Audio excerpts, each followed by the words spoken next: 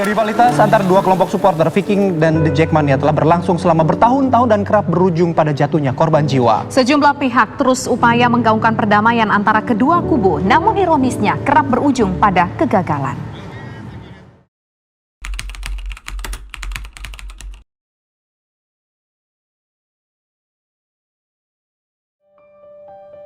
Assalamualaikum warahmatullahi wabarakatuh. Selamat datang di channel Sektor 7 bersama gue Indra. Di sini gue akan membahas tentang kejadian masa kelam dunia persepak bolaan Indonesia dalam segmen Bola Itu Bundar Kapten.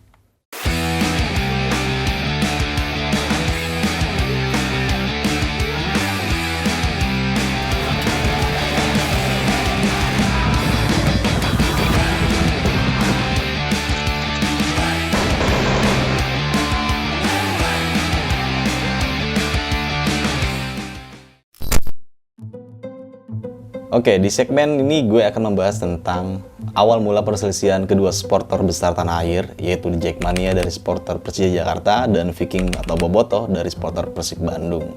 Namun sebelum masuk ke pembahasannya, gue berharap semua supporter di tanah air ini bisa menjalin persaudaraan satu sama lain. Tidak ada lagi perselisihan yang memakan kerugian serta korban jiwa, dan sepak bola Indonesia berkembang maju dan menjadi macan di Asia. Oke, kita masuk ke pembahasannya. Perseteruan antara Jackmania dan Viking kali pertama terjadi sekitar tahun 2001-an, atau 4 tahun setelah Jackmania lahir. Padahal awalnya dua kelompok supporter besar ini berkawan. Mereka saling jamu ketika tim lawan bertanding, saling memberikan yel-yel persahabatan hingga saling melindungi. Namun persahabatan itu terkoyak ketika ratusan Jackmania mengawal Persija Jakarta bertandang ke Stadion Siliwangi, Bandung. Sejumlah Viking karbitan menyebabkan dua anggota Jackmania gegar otak. Dari situlah awal mula tertanamnya dendam.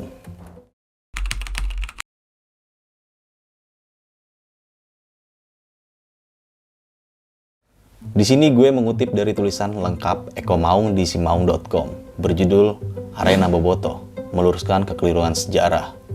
Di era teknologi informasi dan semua orang begitu mudah mendapatkan informasi, utamanya melalui media-media sosial dan media online. Karena diterima secara masif dan cepat, maka seringkali hal-hal yang sesungguhnya keliru menjadi dianggap benar dan semakin disebarluaskan. Yang pertama adalah kekeliruan mengenai sejarah klub itu sendiri. Banyak media baru yang menganggap dan meyakinkan banyak orang bahwa Persib versus Persija adalah laga klasik, bergengsi yang sejak dulu tak hanya seru di dalam lapangan, namun juga luar lapangan, dan melibatkan banyak hal termasuk perseteruan supporter semenjak zaman perserikatan. Kenyataannya adalah duel klasik yang melibatkan massa besar dan supporter fanatik serta layak disebut musuh bebuyutan bagi Persib di era perserikatan adalah laga-laga menghadapi duo ayam, yaitu Ayam Kinantan dari PSMS Medan dan Ayam Jantan dari Timur PSM Makassar. Ya, Bandung, Medan, dan Makassar adalah tiga kota yang dapat kita katakan memiliki tradisi sepak bola yang mengakar. Maka tak heran supporter sepak bola ini mencakup tiga generasi, kakek, ayah, dan anak. Ini berbeda dengan kota-kota lain yang memiliki supporter yang identik dengan kelompok supporter. Biasanya memiliki embel-embel mania di belakangnya. Bisa dipastikan eksistensi supporter jenis ini adalah tren yang menjamur di era pasca kompetisi perserikatan, termasuk Jackmania. Sehingga adalah kekeliruan besar bagi mereka yang mengatakan laga Persija versus Persib adalah laga klasik yang melibatkan supporter kedua tim selama puluhan tahun. Dan lebih gilanya lagi, ada juga media yang menyesatkan umat dengan mengatakan bahwa kandang Persija di era perserikatan adalah Stadion Senayan. Padahal kandang Persija di era perserikatan adalah Stadion Menteng yang sekarang telah digusur. Jika dikatakan bahwa Persija Jakarta pernah menjadi tim bagus di era Perserikatan, ya, itu betul. Karena mereka memang memiliki masa-masa itu. Tapi, tetap harus diingat bahwa prestasi bagus Persija di masa lalu tidak berbanding lurus dengan jumlah masa pendukung mereka. Sebelum lahir Jackmania, penonton laga Persija hanyalah simpatisan-simpatisan dan keluarga pengurus yang jumlahnya tentu tidak seberapa. Perlu diketahui juga, jika membicarakan tim Jakarta yang layak diperhitungkan saat kita bicara era awal Liga Indonesia, maka tim itu adalah tim Pelita Jaya Jakarta. Mereka memiliki kelompok pendukung bernama The Commandos, yang identik dengan anak-anak kaya, cewek-cewek cantik, yang tentu saja jumlahnya sangat-sangat sedikit. Bahkan stadion mini mereka, yaitu Stadion Lebak Bulus pun tak pernah penuh jika Pelita Jaya bermain. Nah, kita kembali ke Persija. Di awal era Liga Indonesia sekitar tahun 1994 sampai 1995, Persija dapat dikatakan tim yang tak diperhitungkan. Minim dana, pemain-pemain gurem, stadion menteng yang kurang perawatan, dan selalu sepi. Satu hal yang perlu diingat bahwa warna tim Persija adalah merah, bukan orange seperti sekarang. Semua berubah sekitar tahun 1997, adalah seorang Gugun Gondrong sebagai pelaku utamanya. Dalam sebuah memoir yang penulis ingat, dia pernah mengatakan cukup gerah dengan kejakartaan, kota Jakarta yang semakin tersingkir oleh pendatang. Nah, lu tinggal di Jakarta, nyari makan di Jakarta gitu. Gue prinsipnya gitu aja. Siapa yang dukung Persija, sedangkan orang Jakarta asli udah kegusur semua gitu. Jadi nggak ada yang dukung dong. Padahal kan sebetulnya menarik nih. Tim ibu kota didukung oleh multi etnis, kan menarik sekali gitu gue bilang. Jika menjamu PSIS atau Persebaya, pastilah orang Jawa yang mendominasi. Begitupun saat meladeni Persib, pastilah orang Sunda yang menyesaki Menteng. Gugun mulai menyentuh sisi emosional orang-orang yang sehari-hari hidup di Jakarta, bahwa saatnya menanggalkan klub daerah masing-masing dan mendukung tim di mana mereka beraktivitas, yaitu Persija.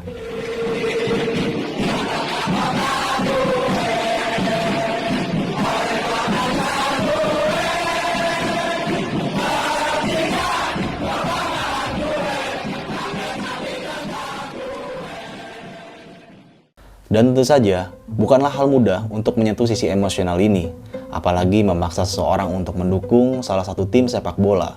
Hal ini perlu dirangsang dan disambut oleh Sutioso yang membutuhkan kelompok sayap untuk menopang kekuatan politisinya. Pasca sentuhan Sutioso inilah, Persija dan supporternya bertransformasi memasuki era baru yang membuat mereka diperhitungkan. Gesekan pertama terjadi sekitar tahun 1999 di Siliwangi, Bandung. Saat itu Persija yang disuntik dana besar oleh Sutioso hadir dengan materi-materi terbaik di masanya, seperti Luciano Leandro, Denny Umarela, dan lain-lain. Sedangkan Persib bermaterikan pemain-pemain veteran dan lokal yang tak terlalu mentereng namanya. Luar biasa Nimo Boboto dalam laga ini. Dulu Viking masih menguasai Tribun Selatan, dan elemen-elemen Boboto yang menjadi cikal bakal bomber masih tersebar seperti Stone Lovers, Supporter Forever, BFT, Provos Persib, Forip, Robocop, Casper, Tiger Fortune, dan lain-lain.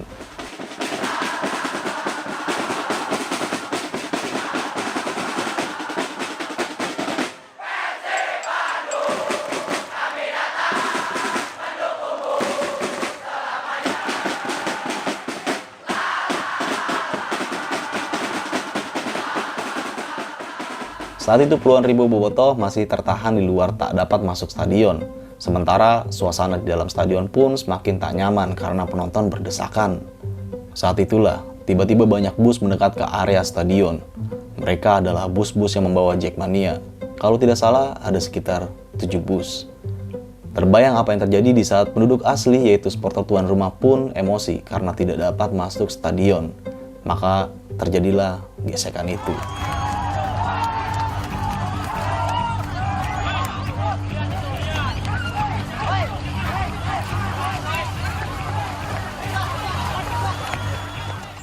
Singkat kata, Persib kalah hari itu. Kericuan terjadi di dalam dan di luar stadion. Pemain Persija Jakarta saat itu Luciano Leandro kepalanya bocor, terkena lemparan batu. Gesekan berlanjut. Di masa itu Persib memang kurang bersinar. Nama besar dan loyalitas bobotohnya lah yang membuat Persib tetap disegani. Di antara keredupannya itu tetap ada satu nama yang mampu menjadi track Persib.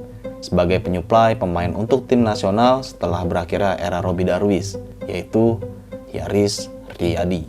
Dengan adanya satu wakil Persib di timnas, maka sudah menjadi alasan yang cukup kuat bagi Boboto untuk tetap setia memberi dukungan kepada tim Merah Putih, terutama saat berlaga di GBK atau Gelora Bung Karno.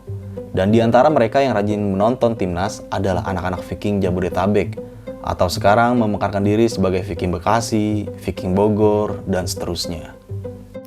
Sejak kejadian bentrok di Bandung itu, anak-anak Jackmania mulai melakukan intimidasi dan gangguan-gangguan serius kepada anak-anak Viking Jabodetabek ataupun para penonton asal Bandung. Singkat kata, makin lama makin hot dan dibalas pula dengan setiap kesempatan meskipun di luar laga Persib versus Persija. Salah satunya kejadian ketika Persija bertandang ke kandang Persikap di Stadion Sangkuriang, Cimahi. Tidak dapat dipungkiri bahwa peletup dan momentum yang membuat pertikaian ini semakin membara dan sulit padam adalah kejadian setelah kuis Siapa Berani di Indosiar. Insiden bentrok tersebut terjadi di pintu tol Tomang sekitar tahun 2001. Saat itu, Persib dijamu Persija di GBK Jakarta. Kebetulan saat itu isunya masih terbatas Viking dan Jackmania, belum Boboto ataupun supporter Persib secara keseluruhan. Menurut Eko Maung, saat itu anak-anak Viking berangkat menggunakan banyak bus, sedangkan Boboto lain berangkat menggunakan banyak mobil pribadi. Singkat cerita, setelah sampai di Jakarta, rombongan Viking dan Boboto mendapat gangguan dari supporter Jackmania, sampai terjadilah bentrok.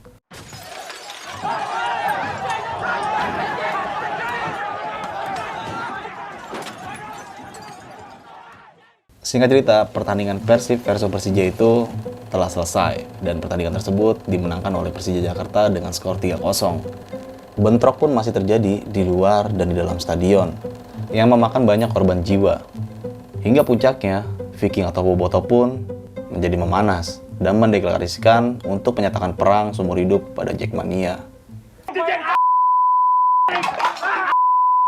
Setelah kejadian itu, bentrokan-bentrokan sering kali terjadi.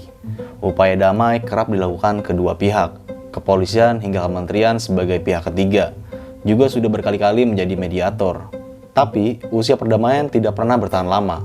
Garis perbatasan seperti Bogor, Depok, atau Bekasi yang terpecah antara Jackmania dan Viking juga menjadi salah satu faktor sulitnya perdamaian tercipta.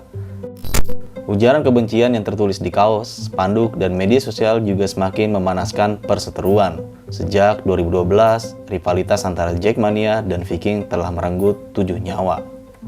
Berikut adalah nama-nama korban yang meninggal akibat permusuhan antara kedua supporter tersebut.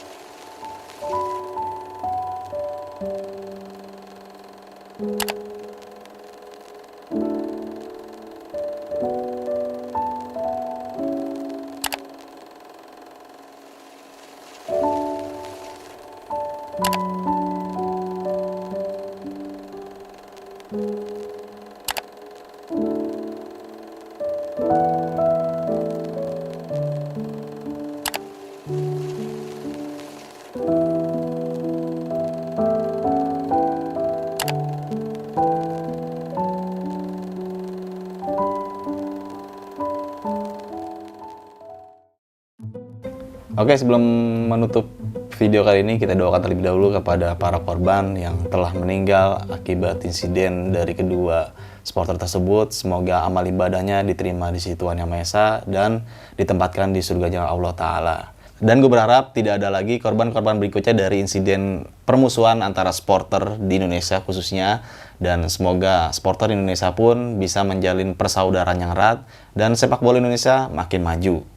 Dari gue Indra, semoga kalian semua bisa mengambil sisi positifnya dan bisa menjadikan pelajaran bagi kita semua. Kurang lebih mohon maaf, saksikan video-video berikutnya dari Sektor 7. Wassalamualaikum warahmatullahi wabarakatuh.